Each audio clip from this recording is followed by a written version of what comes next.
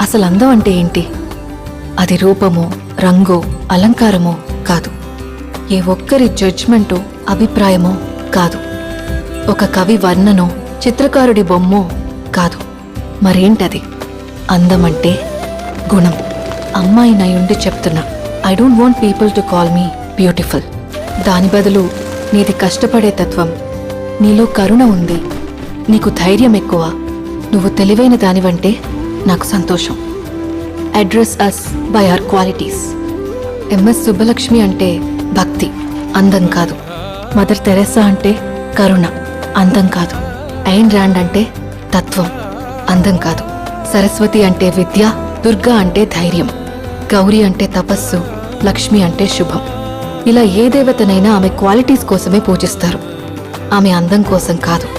నీ గుణాలే నీ సంతకమవుతాయి, నీ అందం కాదు.